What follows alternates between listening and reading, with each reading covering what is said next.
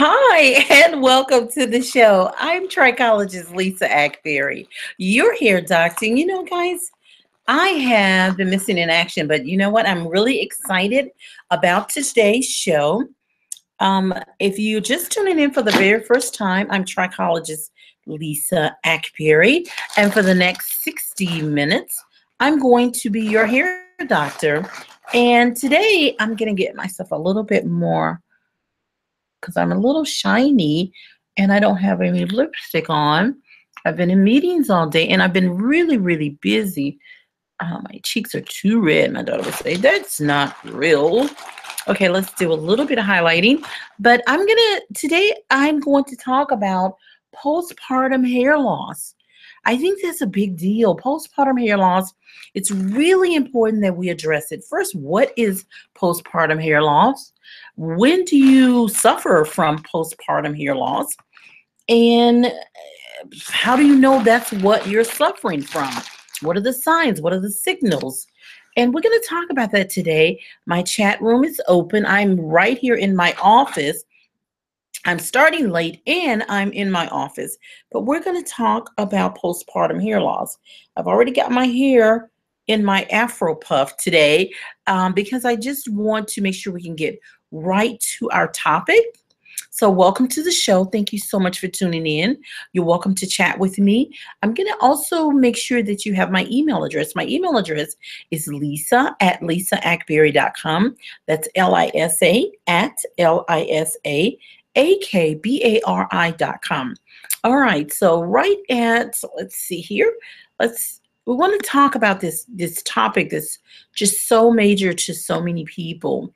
And there were some videos on it and it went viral and it was just so much going on. And I'm like, wow, that is a topic I really need to talk about. I think it was Allure magazine that did something with postpartum hair loss and it just went viral. And they talked about these things because, postpartum hair loss, let's talk about where it comes from. Let's talk about who generally deals with postpartum hair loss. Well, women after their pregnancy, they pretty much have to deal with it. Sometimes you find that it starts to happen during the pregnancy, but it's rare. Usually it's after. I mean, we talk about morning sicknesses, and this is some of the things that Allure mentioned. We talk about morning sicknesses while we're pregnant. It's been a while since I've been pregnant. I have twin daughters, as you guys know. And those of you who don't know, I have twin daughters, twin girls. And, we talk about morning sicknesses. We talk about things that happen with pregnancy. But for me, morning sicknesses was definitely a part of it. Seemed to be over after 3 months. But the thing is, when we talk about postpartum hair loss, it's still something that does occur because of the pregnancy. What happens with the body, the hormones that it takes to sustain the fetus when you're pregnant, that actually changes your hair growth cycle. Our hair grows and then it sheds, it goes into this resting stage, and then it starts to grow again. So you have the anagen, which is the growth stage, the catagen, which is really the resting stage, and then the telogen, which is the shedding stage. So that happens, and it pretty much happens at a normal rate. But what happens when you're pregnant? The hormones that it takes to sustain the fetus actually slows down or alters the hair growth cycle. It changes it. So what happens? We normally shed in the telogen or shedding stage about 80 to 150 strands. When we are in that stage, when we're pregnant, things change. As I said, you may shed anywhere from, say, 80 to 100 strands during 150 strands when you're not pregnant. But when you're shedding in pregnancy, you may shed 20, and this is per day now. You may shed 20 strands, you may shed 40 strands, and think of the difference now. You're shedding only a fraction amount of hair. So what does that mean? That means that your hair is growing, and let's get my phone off because we definitely don't need that. As I said, I'm in my office. See if we can mute out. There we go. So if it rings, I think I've done it. We can try it again if I didn't. Okay. So when your hair sheds, instead of it shedding that normal cycle, it sheds less hair and you actually keep more hair. So you may shed 20 to 40 strands a day instead of 80 to 150. Once you deliver the baby, then you're going to find something very different. One of the things that they talked about in Allure, that it talks about the hair, the amount of hair you lose.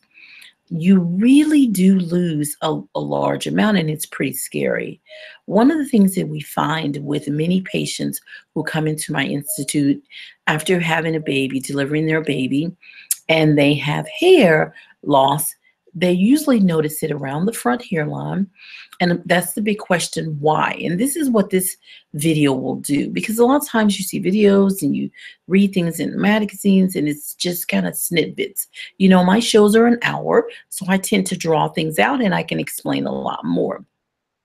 From a trichologist standpoint, one of the things we look at is first we know that you're going to shed around 40, 50 strands and while you're pregnant, and then it plays catch up when you actually have your baby, deliver your baby. And so your follicle is changing back to its normal, what it should shed, its normal growth cycle, and you shed 80, more than 80 strands. You can shed up to 200 strands a day. So then you lose hair. So why do you lose it? Mostly on the hairline. As I mentioned earlier, one of the reasons is because on your hairline, you have less hairs per square inch. So you notice it. So you're losing it everywhere, but you notice it more on the hairline. So I guess I need to correct that. Why do we notice it more on our hairline? It's because we notice that because we have less hairs per square inch on our hairline. And less hairs per square inch means that you really can't afford to lose any because you have a less hair already. Now, why do we have less hair per square inch on a hairline? Because as we move to our hairline, we begin to get less follicles. God made our body wonderfully. It's fearfully, wonderfully made. But we're beginning to stop in terms of how much hair can actually grow. So really, if you had a microscopic view of your forehead, you'll have the hairs. They're smaller and smaller and smaller until you get, of course, to your eyebrows and your eyelashes. But even those follicles are different, but that's not the show we're talking about today. Right now, we're talking about postpartum hair loss.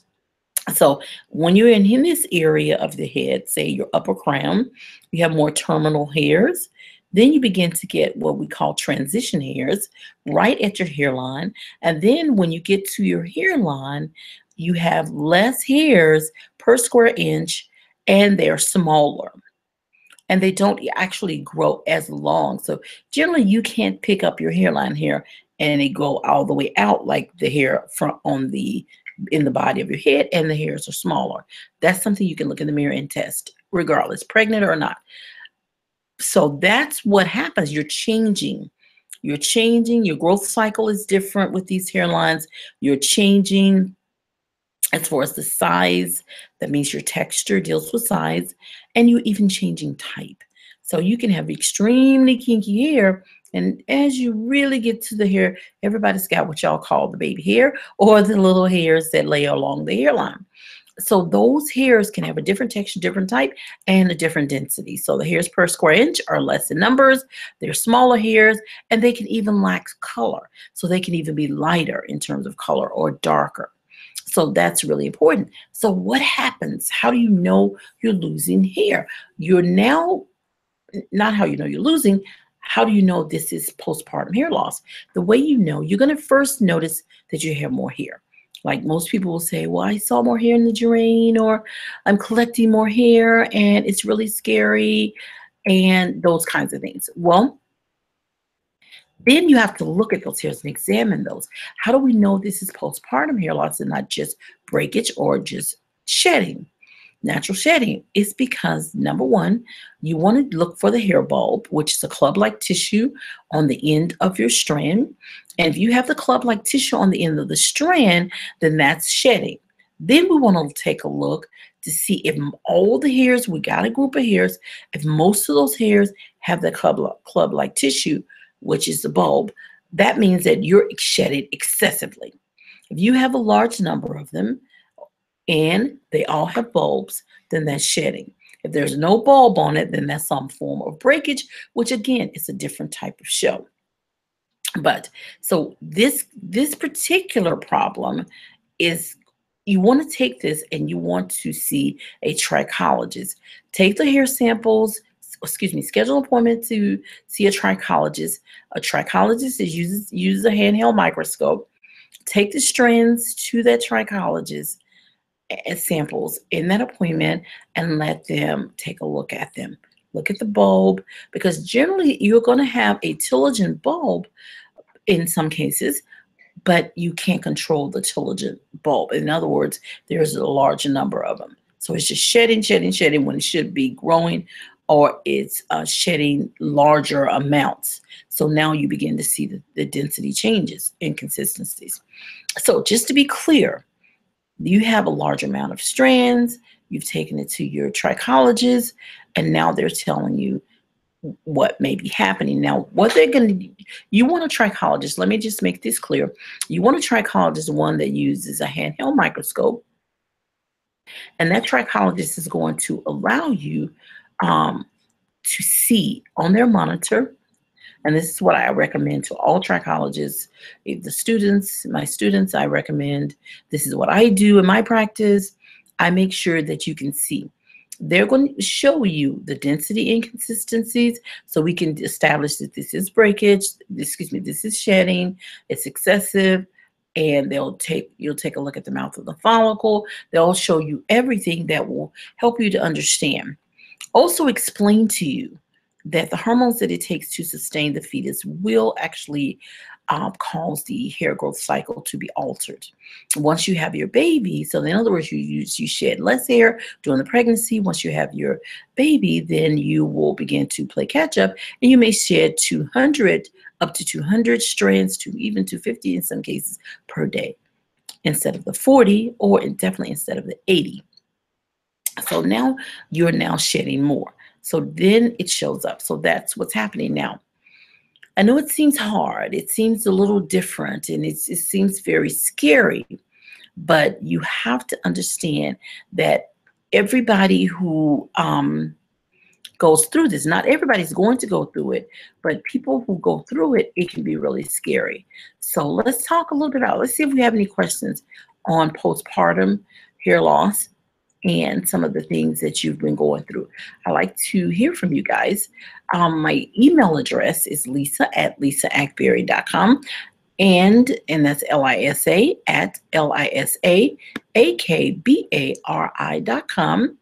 And we also have, let's see if we can go in and take a look at our video. Also, my chat room is open. So if you'd like to chat with me about postpartum hair loss, or whatever you'd like to speak to me about as it relates to your hair and your hair loss or any problems. Now, the other thing that you'll notice too is, since the growth cycle is changing, you'll also notice your hair. Let's make sure we got that on mute. Okay, oopsie, sorry. Okay. All right, so let's see, let's get this back on. All right, so I'm going to put my email address here, and that's, let's see, Lisa. It's LISA at, I need to put my readers on because I'm squinting. Yeah, there we go. Here we go. It's LISA at LISAAKBARI.com. There we go. Now, and hello everyone. Hi, and my chat room is open. Make sure you guys start to chat with me, because I know some of you are tuning in. And I'm going to try to work on my inconsistencies in my shows, because I know you look for me every week, and I'm generally here every week from 10 a.m. to 11 a.m. Central Standard Time. And sometimes when I'm not able to be on, then you guys look for me, and in the following week it tends to get a little slow with people logging in. But thank those of you who are logging in. So if you have some questions about postpartum, then please let me know. We're going to go to my email box, and we're going to see what Pamela has to say. See, Pamela said, she said, excited about our World Trichology Institute. Okay, and then we have someone else who said, relieved to know that hand stretching method of blow drying is okay. And to sometimes, yeah, we talked about blow drying and stretching the hair with a blow dryer, and it is okay as long as you on your leave-in conditioners, and we talked about that. Okay, it's another comment, and someone says, welcome back. I pray that you're feeling well. Yeah, I was not feeling well. That's why I had some, I missed a couple of things. It says, is curly, she had a question for me. Is curly hair considered to be the same as kinky hair? If so, then I have good curly kinky hair. It's good hair. All hair is good hair. Just keep that in mind, Cheryl, that curly hair has nothing to do with whether or not. Curly is another name for kinky. Let's say it like that. So it's really important that you understand that when your hair is curly or kinky, that means it is good hair. Any hair that shows up on your head every day is good hair. When you don't have hair, and that hair, that's the bad hair because it didn't show up. How about that? We'll leave it like that. Okay, we actually have other things we could talk about today, but I thought we would be so flooded with this postpartum hair loss. I decided that that's what we're going to do today. But we have a little bit of celebrity here. I mean, Gabrielle Union, that's what it is. It's Union. I said Ewing. She had some things to say about her hair. We want to talk a little bit about what she's doing with her hair. Gabrielle Union, that's what it is. She was told by her producers that she couldn't wear twists and play a professional woman. So here's the deal. Now I did a show on, and this was another Allure article. I did a show that talked about women in the workplace and the problems that you have. But it's, everyone was like, no, I don't have any problems. Everything's okay. But see, this is what I was saying when I said it's kind of an underground thing. It's like a subtle, no one comes right out and say, that's not good. But see, her producer, now we don't know if this was, maybe they'll say it in the article. Her producer, we don't know if they're black or white, but her producer, Gabrielle Union, was told by her producer she couldn't wear twist and play a professional woman. The reason I pointed out black or white, because sometimes we'll say, well, white people really don't understand our hair. I have a lot of friends, white and black, and they love my hair. And so it's generally not the white folks who, over the years, and I've been wearing natural hair for years, that would have an issue with my hair. It's usually years ago, if there was a problem, it was always like, she has a salon, and why doesn't she have, because I have salons, why does she have her hair like that? So it was never anybody white. They were always fascinated by hair. I worked with a producer once, and she was like, I just love your hair. It's just so, how do you get to do that? I just loved it. She was so funny. So I think that's why I wanted to know about the black or white being producer, because I just don't know who would say something at this date and time to her. Well, anyway, she said it's already a well-known fact that hair is, she's very passionate about her hair. It's a very passionate subject for Gabrielle Union. On top of that fact that no matter how she wears her gorgeous hair, she looks fantastic. I mean, she has this great smile. She has these high cheekbones. She's just a beautiful woman. You know, she's always worked hard on her own hair. And I think she even has a line of hair care products, her own. Yeah. And she calls them Flawless Gabrielle Union. Yeah, I would love to work with her on that, just to make sure she's covering all bases here. And I think that the reason I say that, guys, so just know what I mean. Whenever you have a celebrity that wants to make a hair product or even skincare, it gets a little bit dangerous if they don't have, they're not partnering, if it's hair care, with a trichologist. I mean, you can partner with a stylist because the stylist is going to give that person, the celebrity, a perspective on like what they need to style hair. But nowadays you have so many people suffering from hair loss, dry hair, breakage, scalp problems, that you want to make sure a trichologist is involved, because that's going to assure you that your hair product that you're making is not going to cause any problems. So it's really, really, really, really important. And I think I'm going to just see if I can lift my computer up a little bit, because I feel like I'm looking down at it. And for some reason, it looks like my eyes are closed. So if I ever mentioned to you guys, I am in my office. I'm not in the studio at the radio station. And I'm not in, okay, get out of the way. And I'm not in my studio at the World Trichology Institute, but I am in my office, guys, at my World Trichology Institute. And let's see if this helps. Now, let's take a look, because I want to make sure it doesn't look like I am. And we're going to continue the conversation, but you guys know how I am. I want to make sure you have the perfect. You can see my little elliptical in my lab coat over there in the corner in the box. And sitting there, and there's one of my closet, and behind me, because I have like the whole New York theme. So behind me is all my cards, because I love cards. If you don't know that about me, I love cards and I save them. And I love roses. That's another thing I do. Okay, so let's see if I can get a better image. And there's a trash can over there. Okay, all right. So yeah, we were talking about, let's see if that's a little better. I think so. All right, so it doesn't look like when I look down at the screen, it looks like my eyes are closed. Okay, well, if you're just tuning in for the very, very, very first time, I'm trichologist Lisa Akbari, your hair doctor. And today we were talking about postpartum hair loss. So that's still our topic for today. But I also want to talk about some other things, and I'll add that to our list, because I just kind of jumped over here with Gabrielle Union and her challenges that she's got with her producers and the folks that's telling her that it's not professional to wear, let's get that out of the way, to wear her hair, or she can't play a professional role. Let me make sure I get that correct. If she's wearing her own natural hair or her hair in twists.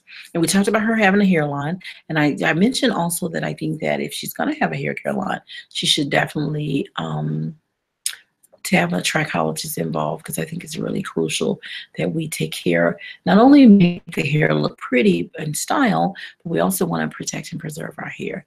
She has the most fabulous smile, just FYI. I know y'all already know that. Okay, now recent interviews.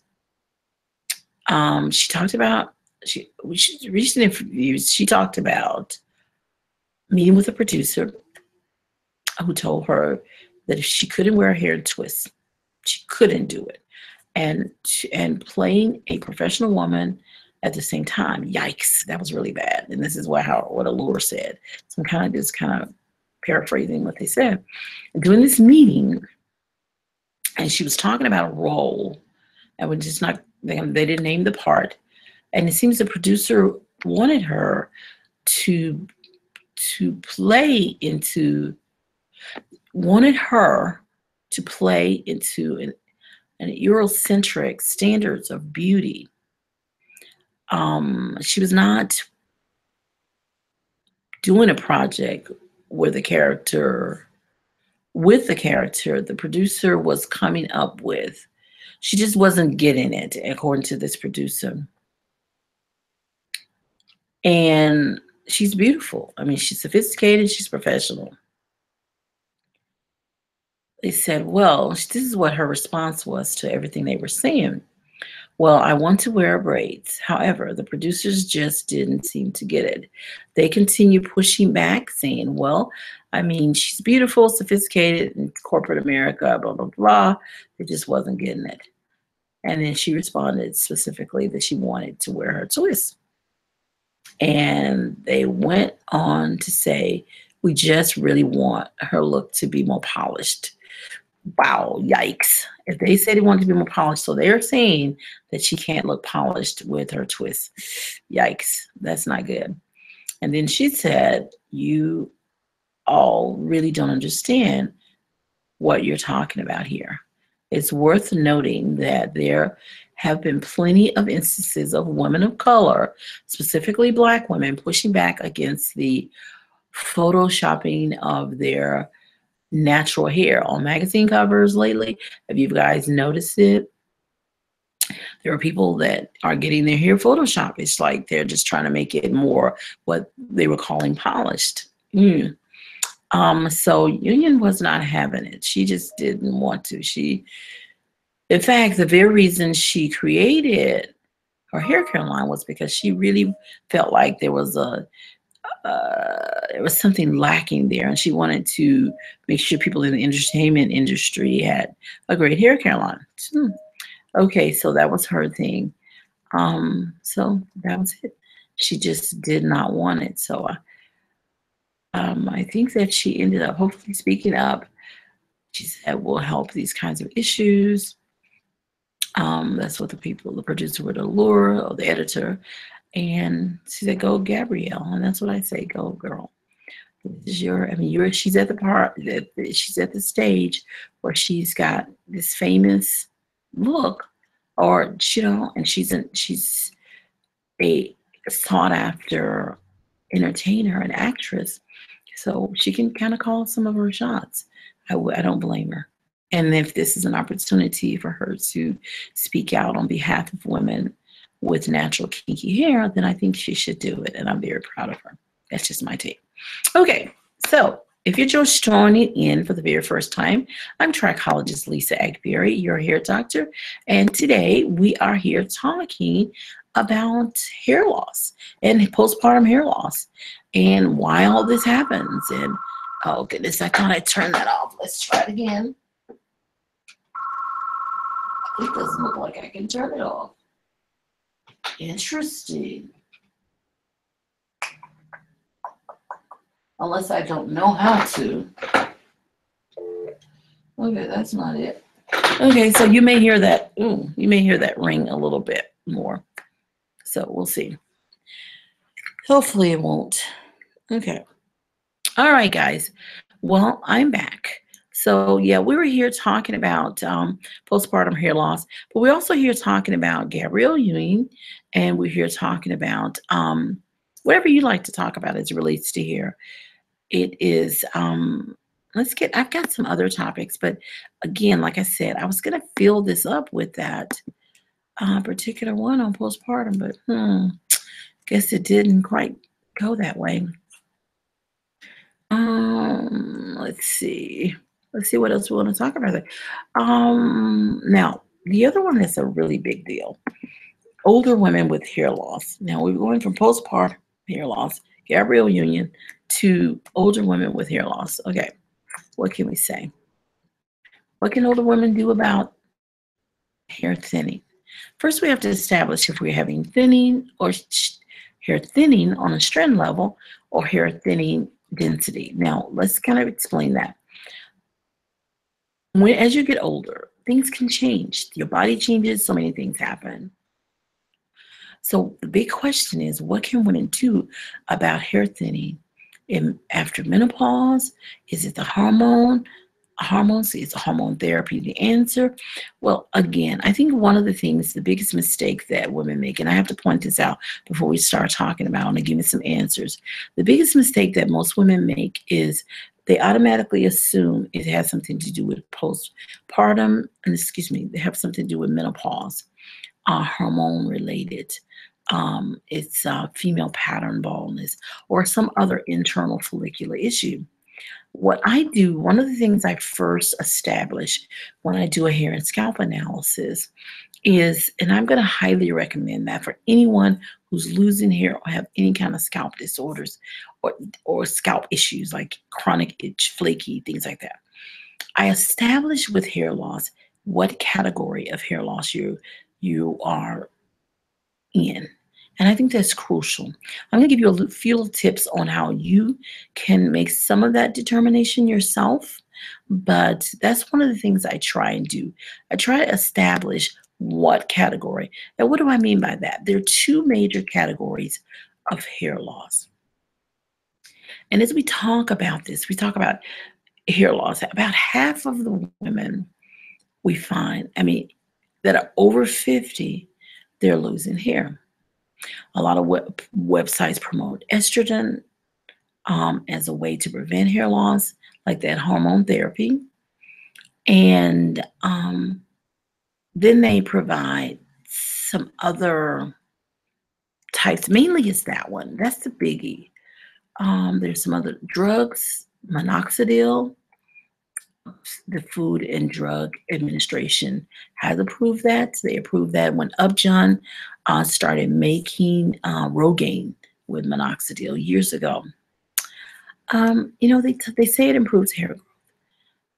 It stimulates the inner follicular activity and it improves the hair growth. So, but we have to establish what category. If you have a sudden dramatic hair loss, and it could be other things too. I mentioned the other inner follicular problems after a major surgery, some of the medical condition, thyroid problems, iron deficiency, anemia. There could be crash diets, drugs, antidepressants, blood thinners, antibiotics, birth control. It could go on and on and on, can cause this excessive shedding. So there are two categories. There's two.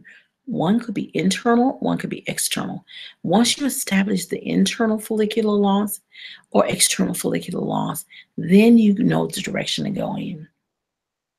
What do I mean? Internal follicular loss, as I was saying earlier, what hair loss is due to some of the things I mentioned, the drugs. It could be drug-induced. It could be hormone-related. The hormones that causes your body to respond a certain way. For example, male and female hormones. As you get older, and especially postpartum, not postpartum, but menopausal age, then you may have a situation where you are now losing hair because your estrogen levels are dropping, your testosterone levels, the male hormone, are beginning to rise a little bit. Well, that could cause hair loss. But you got to keep in mind the follicle has to be sensitive to that. So it doesn't happen with everyone. It doesn't happen. Some people is affected by it because their follicle is sensitive to that hormone change. If your follicle is not sensitive to it, you won't notice it. Even certain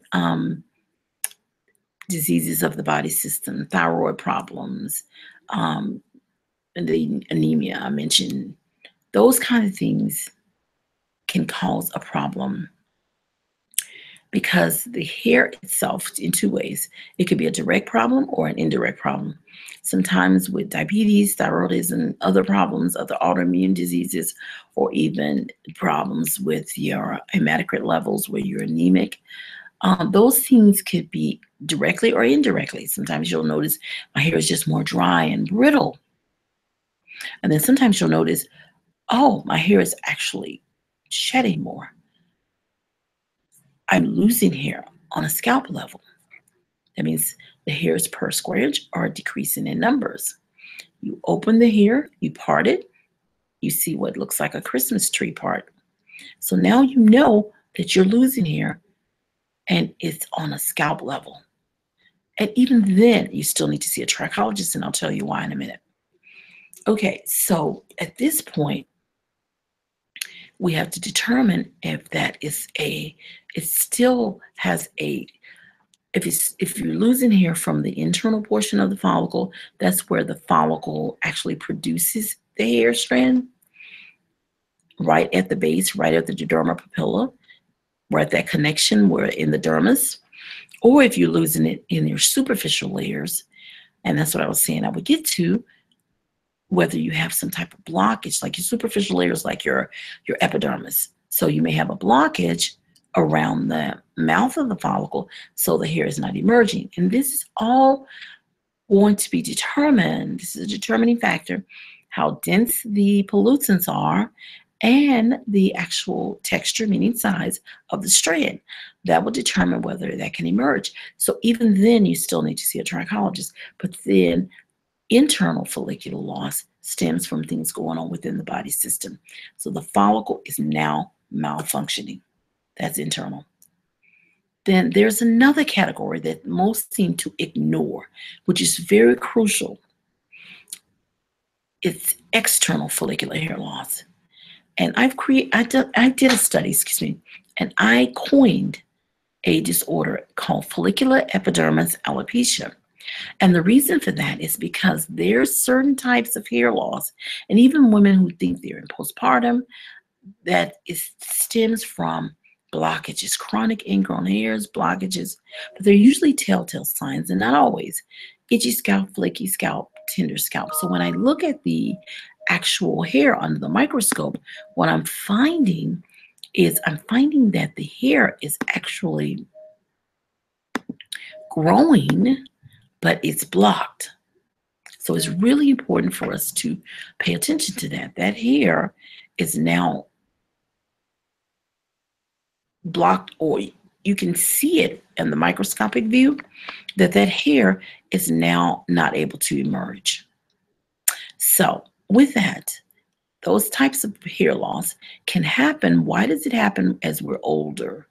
As we get older, women and even men, but it does happen with our children. Why does it happen as we get older? It's because we have these three categories of pollutants. Number one, the first category of pollutant is cosmetic.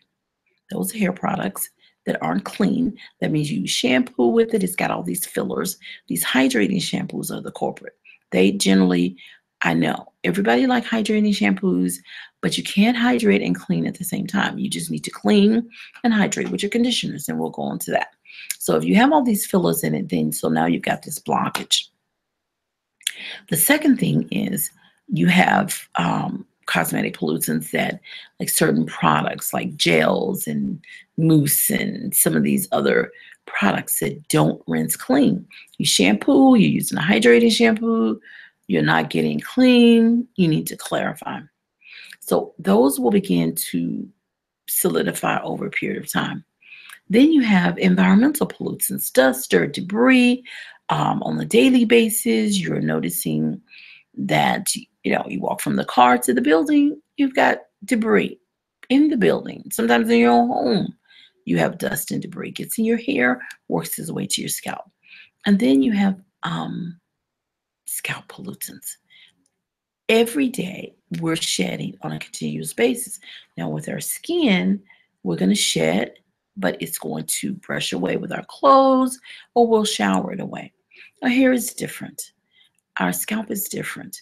That means our hair is actually allowing the pollutants to be trapped. So they settle back down on the scalp. This is why it's very important to shampoo and within 3 days. So you're shampooing every 3 to 7 days. Never go past 7, even with dry hair, because you begin to build up your pollutants. You'll build them up after about 3 days. 7 days, they start to solidify. So once that solidify over the years, now let's get to the part of why as you get older, you notice more of this. Because over the years, they get more and more dense around the mouth of the follicle. And then you develop something I've coined as follicular epidermis alopecia. And that's a type of baldness. It's within the follicle area, follicular area, epidermis, which is your superficial layers, and alopecia because it is baldness. So to the naked eye, it may look like baldness. So there are, oh my goodness, thousands of women out there thinking they have female pattern baldness or they have some other internal follicular problem, and it's very surface. So you have to see a trichologist, one who uses a handheld microscope to examine your scalp, and they will be able to tell you if you're suffering from a category of external external follicular hair loss or internal follicular hair loss. How will they know the difference? With internal, because a trichologist is not a medical doctor, they can do a biopsy or any of that. The way they'll know, there are certain characteristics to a hair strand that's emerging from a follicle that's malfunctioning. So that strand will show villus, which will lack color, and you can't see this with your naked eye. So it'll lack color, which it'll be like albino or just transparent. It also lack or look white. In other words, it'll also lack texture, which means it'll be small, very small, and it'll lack an ability to obtain length. So it'll be short, nice little short, really, really thin, small strands that are just plucking around at the scalp, emerging from the scalp. Or you'll see the trichologist will be able to view that strand, and maybe toward the end of that strand is dark, toward the hair that's emerging is lighter and smaller. So if it's darker at the end and it's thicker, and of course some length, but mainly those two, then they will determine that this problem is developing.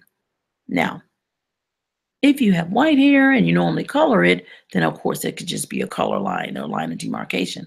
But I'm not speaking of that. They have to look for specifics like 2 or 3 out of that group. If the hair is started out thinner, lacking color, short, and you're now beginning to get length, and as it goes down the shaft toward this scalp, the mouth of the follicle, because keep in mind, your trichologist will need to look at the hairs that are emerging from your scalp. If they're noticing that, then that means that that problem may be trying to correct itself. So if you're thicker at the scalp, darker at the scalp,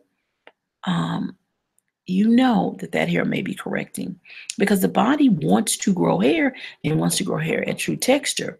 It's not going to be able to do that if you have a problem with these internal follicular loss. So they will discover either transition hairs, your trichologist, or the trichologist will discover villus hairs. So that's how they know which category. The second one, the category, would be the external.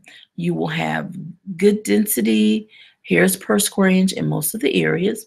You'll notice poor density in the areas, the thinning areas, but you will notice usually it's pretty diffuse, no real pattern, same as internal, but you will notice microscopically, your trichologist will notice these blockages or ingrown hairs. And generally their telltale sign will be itchy, flaky, and tender. So there it is. So there are ways for them to know. So as you get older, regardless, older or even younger, you can lose hair, and that hair loss could be stemming from something other than menopausal reasons, hormonal, in other words. It could be stemming from something that is called an aging type hair loss that happens as we get older, more so than younger, but it does happen when we're younger. It all depends on your scalp and the kind of condition your scalp is in.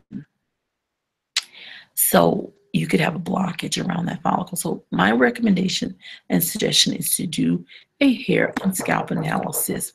And doing the hair and scalp analysis, then you are going to have an opportunity to have the full understanding of the category of hair loss that you may be suffering from. So let's make sure that everybody has my email. So if you have more questions about hair loss, if you have more questions, as we get older, how it affects women as they get older, if you have more questions about postpartum hair loss, then please let me know, and I'll be more than happy to answer those questions for you. Okay, so let's make sure we have, here we go. Got this one. All right, so we're about to end the show. I started a little late, but I'm going to end the show. And so let's see if first, before I do, let's make sure we go to our chat room to see if we have any questions for you. If you're just tuning in for the very first time, I'm trichologist Lisa Akbari, your hair doctor. And let's see, and I'm here each and every week. I'm trying to find my way back. I'm each and every week. And I just wanted to share with you some of the things that I know that are true as it relates to trichology. And it's really, really important because so often we get these things wrong. And I want to make sure that I give you an opportunity to get them right. Let's see if we can find my page so we'll know where we are. And see, before I close out, like I said, I want to make sure that I have my chat room open here. Okay, so live now. Okay, let's see. Yes. Okay, guys, I don't have any. Let's see if we can refresh to make sure. Doesn't look like I have any chats. All right, guys, and no, I've got my email questions out. All right, well, I will see you guys. Thank you so much for tuning in. If you have a question for me, I'll give you a few more minutes. Thank you so much for tuning in, and I will talk to you soon. I love you. To God be the glory in Jesus. Have a wonderful, blessed morning, evening, or afternoon, and I'll see you next week. Bye now.